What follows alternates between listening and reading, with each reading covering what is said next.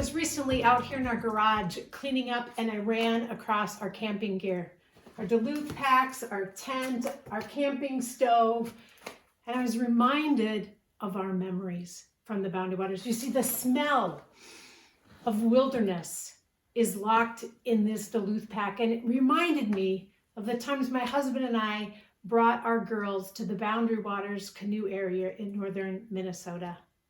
We've been doing it since they were a little kids, and there's so many fond memories.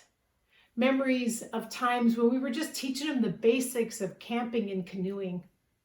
Fond memories of being in community where we were with people that loved them and loved the outdoors, and what a joy that was. There's just the experience of getting away, of getting out of town and getting to sit on the side of a Boundary Waters lake and see the loons coming in, or pausing at the end of the day and seeing the sunset. But there's some other memories as well, some more challenging memories of our adventures. There's times when I remember canoeing against big winds or tons of torrential rain. There's even the time when the bear came and got our food the first night of our trip. That day that I was out cleaning and I was brought back to those memories, it reminded me how formative those experiences were. It also reminded me that at the end of each trip, I would pack up my wilderness mindset back with our gear and put it back away. You see, it's interesting that my everyday life uses different capacities and has different patterns and has even a different mindset than when I'm out in the wilderness. When I'm at home, I turn on the faucet, don't even think about the water. Yet when I'm out in the wilderness and every day you have to go out and get water and filter it, and I'm reminded of how interdependent our ecosystem is and how important water is for abundant living. I wonder if the wilderness mindset that I use when I'm in the Boundary Waters might actually help us navigate the unpredictable environments of today as we're all trying to discover a Christian way of living in the midst of 21st century realities.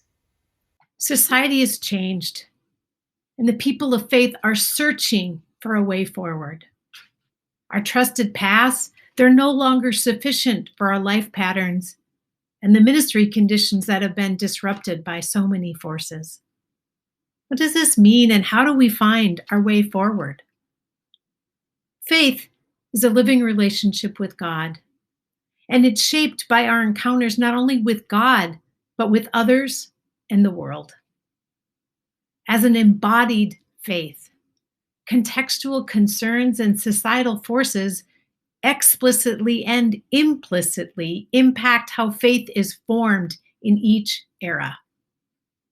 As a church accompanies people in discovering a Christian way of life, it must be attentive to the contextual realities of its time.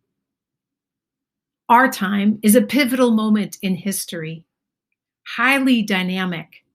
Many disruptive forces are coming together to make today's environment volatile, complex, uncertain, and ambiguous. Our way forward depends on us learning to work with this dynamic environment. Every Sunday, Christians make a radical claim. God is alive. The God of Abraham, Isaac, Jacob, and Moses is present with us here today. Gathered in worship, people of faith pray and they trust in God's healing power. Pastors point to God's activity as they proclaim the good news of the gospel. And God's Spirit unites the hearts and lives of families, friends, and strangers as congregations gather in song and in fellowship. God shows up as we make the crosses on the heads of forehead at the baptismal font, and as people eat bread and drink wine around God's table. God is also there when neighbors open their hearts and care for each other.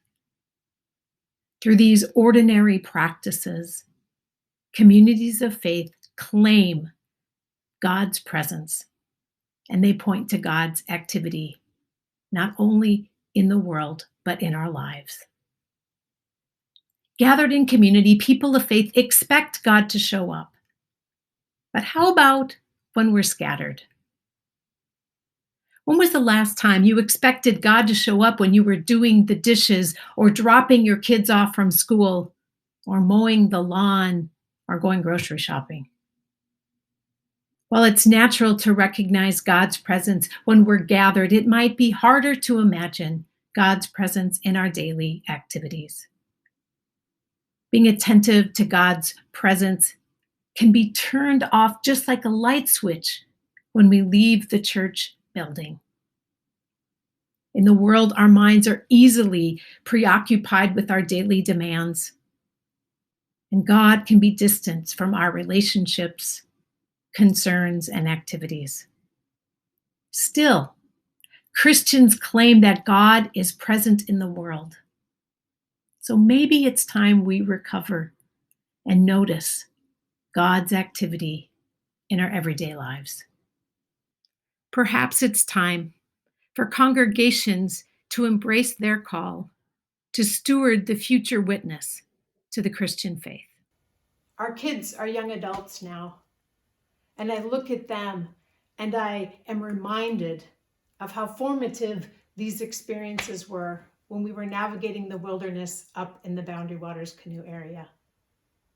As faithful, independent women, they're trying to figure out their own way of living in today's world. As they love God and their neighbor, I see them understand who they are as a beloved child of God and get a vision of what abundant living looks like in their world. I, as their mom, see their unique gifts and how that comes to bear in their becoming journey. And I wonder about their future. You see, each generation is called to witness to the risen Christ and to accompany people in discovering a Christian way of life in their own time and place. All of us, not just parents, are called to do this work. You see, while the call doesn't change, the circumstances and the environments do.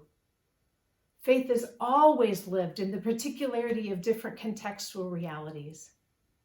So I wonder, as becoming people in this time and place, how we might live our faith in the midst of today's contextual realities.